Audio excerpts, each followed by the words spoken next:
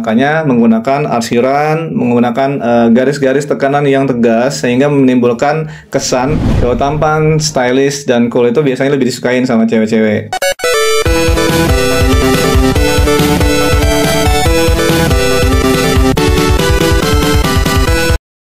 Halo guys, selamat datang di channel Om Ibu.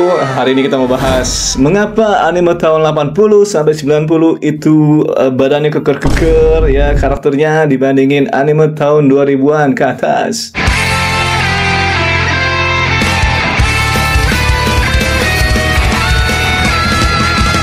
Kalau kalian tahu anime-anime 80-an, 90-an ya, yang ngikutin lah paling enggak itu kenapa sih animenya tuh karakternya tuh yang berotot-otot, dia yang alisnya kereng-kereng ya kan, yang mukanya apa sih namanya jawline dibandingin sama anime-anime tahun 2000-an ke atas ya sampai 2025 ini ya kayaknya sih itu perubahannya tuh drastis banget. Kenapa sih bisa beda?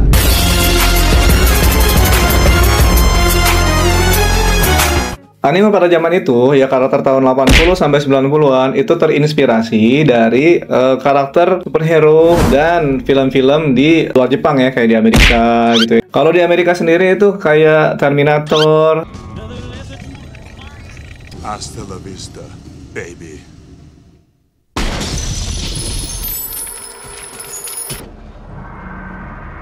Get out. Rocky gitu ya.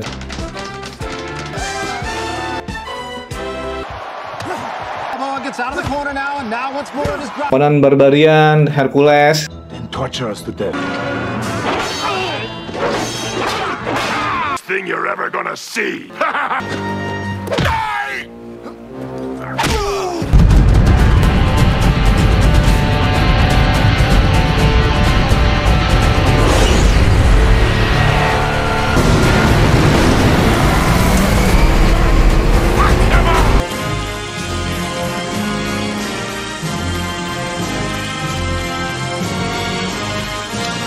nggak jauh-jauh deh kayak band-band pada zaman itu juga badannya gede-gede emang kan, rambutnya acak-acakan gitu ya, dan itu emang lagi tren tahun 80-an sampai 90 awal. Anime tahun 80 dan 90-an itu dikuasain sama genre action. Contoh anime yang pada zaman itu lagi trending ya, itu kayak Hokuto no Ken ya, First of the North Star, itu sampai dibikin live actionnya di Amerika.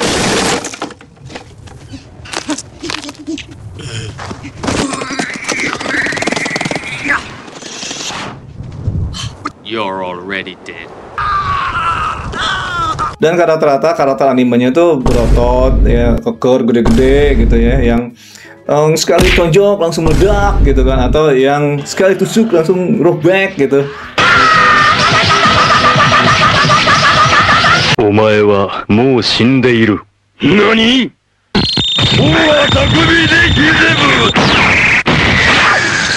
Ada juga JoJo Bizarre Adventure. Si autornya Araki Sensei membuat karakter desain awal ya, Jojo itu kan badannya gede-gede. Sampai seri terakhir Jojo sekarang itu masih kelihatan kok garis-garis lekukannya, garis jawline-nya atau badannya yang masih keker, tapi nggak sekekar pada season-season awal. Di momen part yang Unbreakable Diamond ya judulnya, itu animenya udah mulai berubah tuh bentukannya, karena menyesuaikan cerita anak sekolahan ya. Walaupun Jotaro Kujo juga sebenarnya anak sekolah juga nggak sih?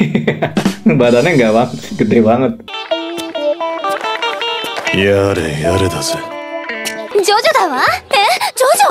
Hontou da, Jojo nanda yo. Jojo, 4日も学校休んで何してたのよ? Ada lagi contoh anime berotot ya, Sakigake Otokojuku. Nah itu kalau di sini tuh namanya Darah Satria. Nah kalau kalian tahu ya mungkin om-om ibu yang tahu ya, angkatan-angkatan dulu. Nah itu Darah Satria itu juga terkenal tuh komiknya. Itu gue ngikutin sih, tapi nggak sampai habis karena ya nama juga beli bajakan dulu ya komiknya. Ceritanya juga berantem-berantem juga gitu, kekerasan-kekerasan juga. Yang actionnya, yang tonjok-tonjokannya, itu yang bikin kita suka sama series tersebut. Nah kenapa di tahun 80 dan 90-an tren itu tuh sangat-sangat memorable buat kita ya, karena ya nggak ada lagi film yang mesti kita bisa tonton ya selain badan-badan keker ini. Karena di zaman itu kita sebagai cowok tuh nggak terlalu suka sama film-film drama-drama anime-anime cewek, misalkan kayak Candy Candy gitu. Ya kalau Sailor Moon gue masih suka karena ada transformasi itu ya, yang ganti-ganti kostum itulah. Yeah, boy. Nah, pas masuk tahun 2000-an, anime udah mulai berubah tuh. Ya, yang tadinya badannya gede, keker, tiba-tiba sekarang berubah menjadi anime model yang kurus-kurus, ya kan, tinggi-tinggi dan yang ya kita cari tahu.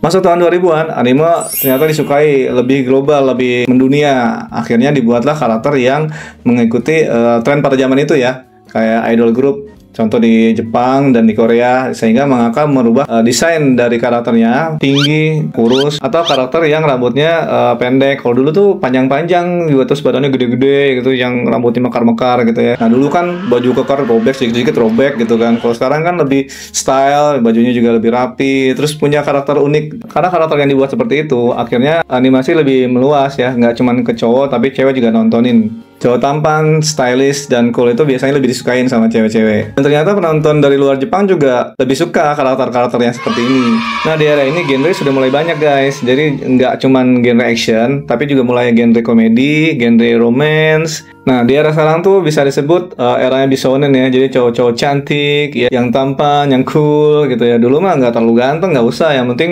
punya kekuatan, OP, nyerang musuh, jebret, abis. Dan siapa sih yang zaman sekarang nih nggak kenal Gojo Satoru ya dari Jujutsu Kaisen? Dari ganteng, kurus, ya, rambutnya putih, walaupun nggak tua ya, tapi matanya indah, ya berbinar. Padahal itu kan di action ya, tapi cewek-cewek tetap suka, walaupun mungkin belum tentu mereka juga suka dengan anime itu ya. Lilah dari Code Geass, contoh lain Tamaki dari Ouran High School tuh yang rambutnya kuning tuh, ya ini kan kelihatannya polos-polos slim gitu badannya, tapi disukai cewek-cewek di situ.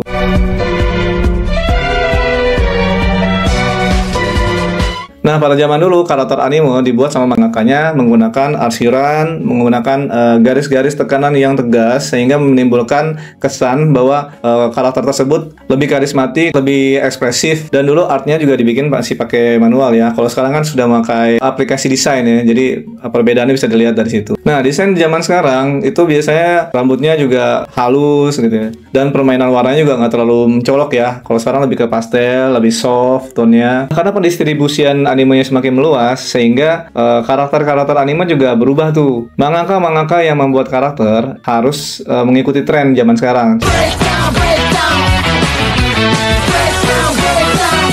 Nah, karakter cowok di animasi mulai berubah guys. Dari karakter berotot sampai sekarang jadi berubah lebih ramping. Dari yang main fisik, sekarang lebih ke main strategi. Simpulannya, karakter anime itu berubah ya sesuai dengan perkembangan zaman. Nah, kalian tim yang mana nih? Tim karakter anime yang berotot, yang kekar ya, atau yang lebih mempesona, yang lebih berkarisma dan berkarakter ya.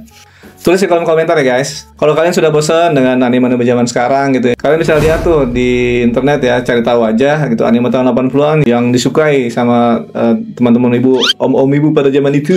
Jangan lupa subscribe, like, dan komen, dan share ke teman-teman kalian. Karena di channel ini gue akan membahas semua genre anime ya, dari 80 sampai 2025 ke depan. Oke, gitu aja dari gue. Terima kasih yang udah nonton video ini. Bye.